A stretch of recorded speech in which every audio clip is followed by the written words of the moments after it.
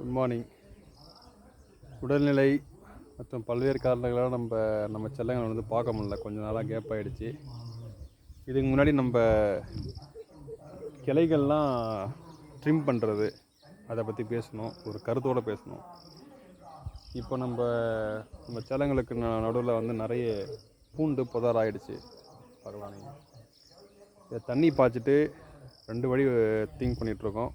ஒன்று வந்து களைக்கொல்லி அடிச்சிட்டா இது ஃபுல்லாக ட்ரை ஆகிடுச்சுன்னா அதுக்கப்புறமா நம்ம கர்லாஸ்கர் 6 HP எனக்கு வண்டி வச்சுருக்கோம், டில்லர், மினி டில்லர். அதை உள்ளே விட்டு ஓட்டலாம். இல்லையா சின்ன டிராக்டர், இந்த இருக்கிற 10 அடிக்குள்ளே 8 அடி 10 அடி இருக்கும் டிஸ்டன்ஸு, அதுக்குள்ளே வந்து வேறு ஏதாவது ஒரு டிராக்டரை வச்சு, சின்ன டிராக்டரை வச்சு ஓட்ட முடியுமான்னு பார்க்கணும். இது ஒரு கருத்தோடு இதை சொல்லுவோம், எப்படி இதை அப்ரோச் பண்ணுறோன்னு. இது பார்த்திங்கன்னா இங்கிலீஷில் பேக்கேஜ்னு சொல்லுவாங்க.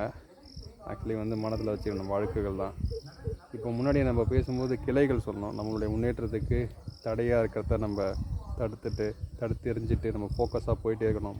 முன்னேற்றத்தை மட்டும் பார்த்துட்டு நம்ம செய்கிற வேலையை வேறு யாருக்கும் தொந்தரவு இல்லாமல், யாருக்கும் எந்த ஒரு சங்கடமும் இல்லாமல் நம்ம முன்னேறிட்டே, நம்மளால் முடிஞ்சதை செய்வோம், முடியலையா நம்ம வழியை நம்ம பார்த்துட்டு போவோம்.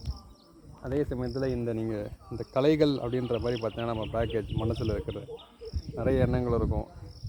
யோசிச்சுட்டே இருப்போம், ஏதாவது ஒன்று வச்சுப்போம், அதையே யோசிச்சுட்டு இருப்போம், திரும்ப வரும். அதெல்லாம் கொஞ்சம் க்ளீனிங் ப்ராசஸ்ன்னுவாங்க. ஒன்று மெடிடேஷன் பண்ணலான்னு சொல்லுவாங்க. எதுவாக இருந்தாலும் சரி, நீங்கள் இந்த மாதிரி இயற்கையை பாருங்கள். இப்போ இதை நீங்கள் பார்த்தீங்கன்னா இந்த மாதிரி கலைகள் என்ன பண்ணுன்னா நம்ம செல்லங்களை வளர்கிறதுக்கு அழுத்தம் கொடுக்கும். ஏன்னா இப்போ இருக்கிற காயிற வெயிலில் இந்த கலைகளையும் நம்ம அங்கே வளர விட்டோம்னாக்கா, இந்த மாதிரி பூண்டை புதரை வளர விட்டோம்னா நம்ம செல்லங்களும் வளராது. ஸோ அதனால் நம்ம என்ன பண்ண போகிறோம், இதை க்ளீன் பண்ண போகிறோம். ஸோ அதேமாரி நம்மளுடைய மனசில் இருக்கிற பேக்கேஜ், என்னென்ன பல்வேறு விதமான எண்ணங்கள் இருக்கலாம், ஏதோ ஒரு சிந்தனைகள் வரலாம், அது ஒரு மாதிரி தேங்கி இருக்கும். அதெல்லாம் க்ளீனிங் பண்ணுறேங்க, ஃபுல்லாக எடுத்துருங்க. ஃப்ரீயாக இருங்க, மைண்டை ஃப்ரீயாக வச்சுக்கோங்க, ஹாப்பியாக இருங்க. மரம் வளர்ப்போம், இயற்கையை பாதுகாப்போம்.